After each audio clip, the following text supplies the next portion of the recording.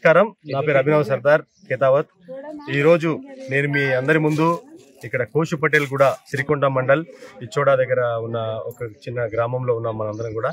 So ఇక్కడ నేను ఒక నెల క్రితం రావడం జరిగింది. మొత్తం ఊర్లన్నీ తిరుగుతూ ఉంటాయి ఆదిలాబాద్ ఏరియాలో ఏమేమి ఫెసిలిటీస్ ఉన్నాయి, ఏంటి అసలు ఇక్కడ జనాలు ఎలా బతుకుతున్నారని చూస్తే ఇక్కడ ఒక ఊరికి రావడం జరిగింది. ఇక్కడ పిల్లల్ని చూసి నాకు వాళ్ళు స్కూల్ లేకుండే వాళ్ళు కట్టెల దాంట్లో అట్లా కట్టెలు పెట్టుకొని స్కూల్ పిల్లలకి చదువుకోవడం జరుగుతూ ఉంటే నేను ఆ రోజు చూసిన తర్వాత నాకు చాలా చలించిపోయాను అనమాట. ఎందుకంటే నా ఫస్ట్ ఇంపార్టెన్స్ నేను ఇచ్చేది చదువుకి ఇస్తా కాబట్టి ఫస్ట్ నేను ఏదైనా పని చేయాలి అనుకుంటే ఒక చదువు, ఒక విద్య బాగుండాలనుకుంటా. కాబట్టి నేను ఇమీడియట్గా ఈ ఊరి పెద్దలతో మాట్లాడి ఇక్కడ ఒక స్కూల్ ఏర్పాటు చేస్తా అని చెప్పి ఆ రోజు నేను ప్రామిస్ చేయడం జరిగింది. అది ఈరోజు ఒక నెల రోజుల్లో కంప్లీట్ చేసి ఈరోజు ఇనాగ్రేట్ చేయడం జరిగింది.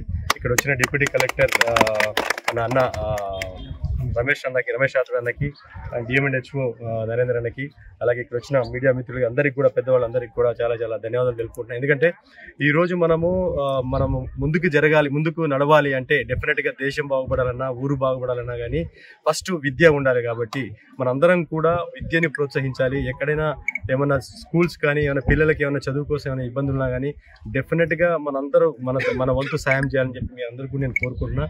సో నేను ఎప్పటికీ ఇంపార్టెన్స్ ఇచ్చేది చదువుకి అండ్ విద్య, వైద్యం రెండు. కాబట్టి ఈ రెండు బాగుంటే మనందరం బాగుంటాం, మనందరం కూడా ఆరోగ్యంగా ఉంటే ఏదైనా సాధించవచ్చు లైఫ్లో. కాబట్టి విద్యా వైద్యానికి ఇంపార్టెన్స్ ఇస్తాం. కాబట్టి నేను అనుకున్నట్టు, ఎందుకంటే నేను ఒక చిన్న పల్లెటూరు నుంచి పెరిగి ఒక ఊర్లో కరెంటు కూడా లేకుండే, మా ఊరు నేను చదివేటప్పుడు బస్ ఫెసిలిటీ కూడా లేకుండే.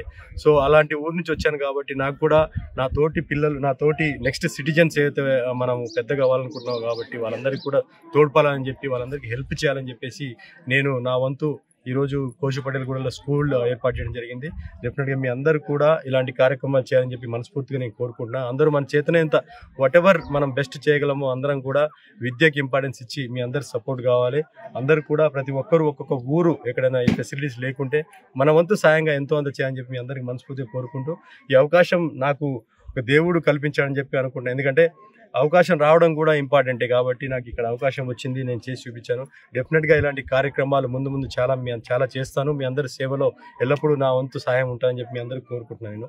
ఇలాంటి అవకాశం ఇచ్చినందుకు మీ అందరికీ కూడా పేరు ధన్యవాదాలు. Thank you.